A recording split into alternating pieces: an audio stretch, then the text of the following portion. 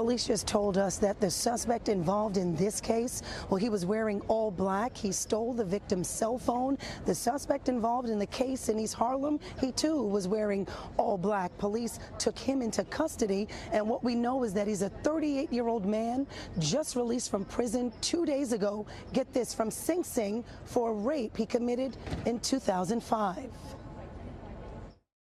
A simple jog in Central Park on a beautiful fall morning turned into the worst day for a jogger.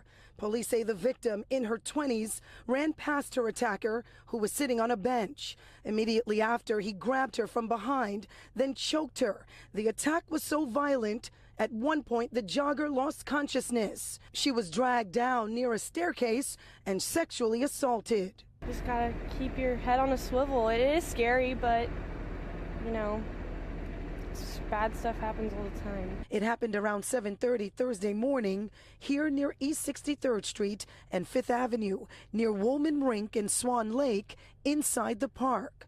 Sources tell Pix 11 News the jogger blacked out, but woke up with cuts and bruises about her body. What she was doing here was her normal routine. But what happened to her was far from normal. The timing, the location, very concerning to others in the park. It's unfortunately a thing that I think women are always kind of thinking about. And just 45 minutes after this attack, police get another disturbing call from a few miles away. A woman walking on a footpath near East 103rd Street and the FDR Drive was also sexually assaulted. Officers in the area at the time arrested a 38-year-old man. Sources tell us the suspect is a sexual predator, just released from prison a few days ago. And now he's accused of doing the same thing. Back in the park, detectives are still piecing together evidence in this incident to see whether or not the same suspect is responsible for both attacks. Meantime, other joggers say they will now have to watch their backs, regardless of the time of day. It's scary. You think you can, run outside in a public place like this and be safe, or you're in a city with tons of people, but to hear that, it's frightening. Erica Miller changed her plans after hearing about what happened here. I'm probably not going to jog here today and go to the gym instead. The victim in this incident here in Central Park, well, she was able to flag someone down, use their cell phone to call police. Both victims are expected to be okay physically, emotionally. It will be a long road ahead. Again, police are still trying to figure out if the same man is responsible for both cases. Coming up at 6, you'll hear directly from the head of the Special Victims Unit and what police say you can do to help. For now, we're live in Central Park. Nicole Johnson, Pix 11 News. Bullets have no name, and any New Yorker could be the next victim. That's why a special NYPD unit was created to stop gun violence. And while there are innocent victims in the crosshairs, many of the shootings across the city are gang-related. One recently in the Bronx, where 2 children barely missed being shot. Another on a playground in Brooklyn, where 28 rounds were fired. All involved gangs. When we have individuals out there that show no remorse and really feel no qualms whatsoever about pulling a trigger and endangering our great public, we take it very personal. Inspector Jason Savino runs the NYPD's Gun Violence Suppression Division. He tells us his team is on a round-the-clock mission to get guns off the streets, and they start by tracking gang members. We respond to live incidents. So if there's a shooting right now that we suspect our gang members, the investigations that we have, that they're involved, we'll respond live to that incident. Pix 11 got a rare inside look at the Gun Violence Suppression Unit at an undisclosed location where detectives are tracking the city's most violent criminals. They use technology, which often includes surveillance video. In 2014, the unit started out with about 30 officers. One of their first big cases was taking down the GS9 crew in Brooklyn, which included rapper Bobby Shmurda. After taking a plea deal, Shmurda received an 8-year sentence and was released from prison in February. Fast forward to right now, the unit has more than 200 officers. They're working cases and making arrests every day. And Inspector Savino says these gangs are dangerous. Some are even boasting on social media about their crimes. And that's not all. Gang on gang are keeping score how many shootings they're involved with, how many shootings they've been successful for. It almost becomes a game of sorts. Gun violence is not a game.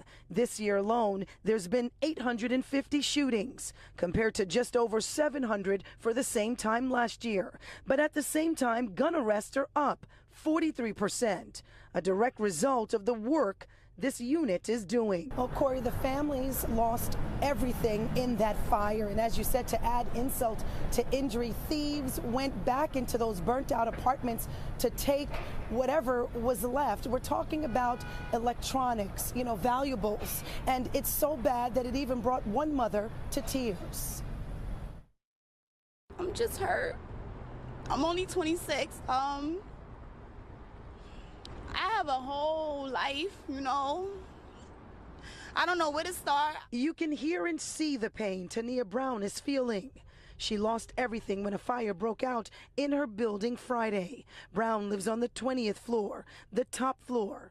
You can see thick black smoke shooting out of the roof of her building here at the Mitchell houses in the South Bronx. Brown tells Pix 11 News she fought through that smoke to get out with her 7-year-old daughter and her 2 brothers. My mind was just racing. I was just hoping and praying I didn't lose nobody in the smoke.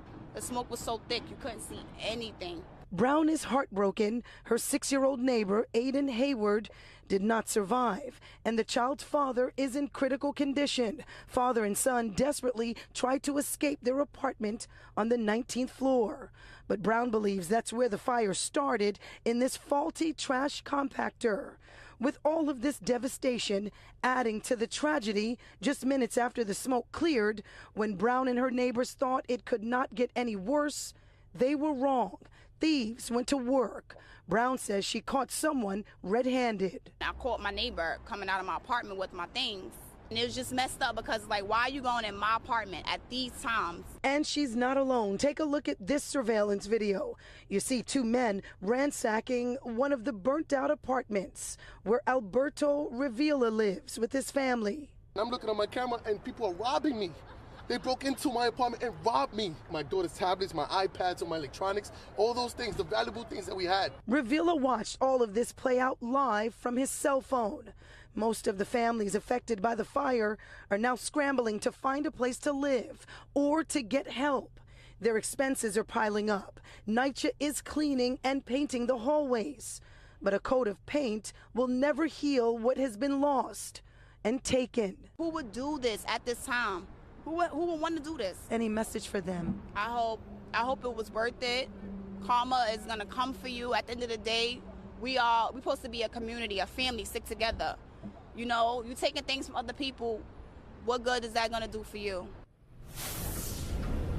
And that's right, she's talking about a community here. In the meantime, the thieves got away with thousands of dollars in valuables. Remember, Revilla lost his dog in the fire as well. His wife is pregnant. He has a 4-year-old daughter, and tonight they have no place to go. The Red Cross could only put them up for 3 days. If you have any information on the thieves who took their valuables out of their burnt-out apartments, call Crime Stoppers. The number's right there. It's 800-577-TIPS. For now, we're live in the Mott Haven section of the Bronx. Nicole Johnson, Pix 11 News.